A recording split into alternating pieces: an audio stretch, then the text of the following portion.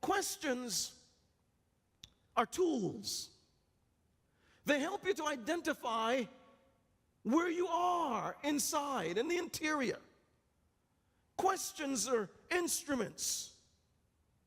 The Canadian reporter, a man by the name of John Sawatsky, he says, questions are precise instruments that get rich answers. He says, the question is the interviewer's most useful tool. But he says most reporters ask too many questions, and then in their asking of so many questions, they suppress information rather than gather information. Nehemiah posed this question: how are the people back home? How is Jerusalem? The answer comes.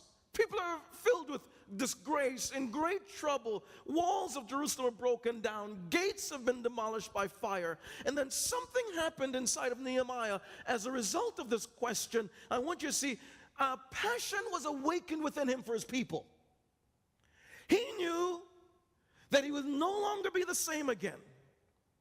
He knew that he could not go on and just keep being there in the palace of the king. And at that time, the king of Babylon was the greatest man on the planet based on the power and influence and the thrust of his leadership than any other person. And here's Nehemiah in this winter palace, enjoying all of the seasons and enjoying the climate, enjoying the beauty of the palace and enjoying that retreat place. But he knew, because the question, it unnerved, it unplugged, it opened up something inside of him. It awakened with him a passion for his people that he knew he could not push down and stuff down, could not ignore, could not reject, could not turn his back on. He knew something had to be done. A question. This question, not only did it awaken a passion within him, it redirected his purpose. See, many of us, we don't want to ask the right questions. And we don't want to entertain the questions that others may ask of us, or we may not take enough time when we hear the question. The statistical information shows that the average question is answered in 5 seconds after it's posed. And most of the times, we're answering questions too quickly, and we never allow the questions to simmer inside of us, to affect change in us that these questions have the potential and capacity to do. Questions. Questions are tools. And so Nehemiah's purpose redirected. All of a sudden, he knew, I have to go back to Jerusalem. All of a sudden, he knew that the question now, not only did it redirect his purpose, not only did it awaken passion within him, it disturbed him in such a place where his spiritual life could no longer be mediocre.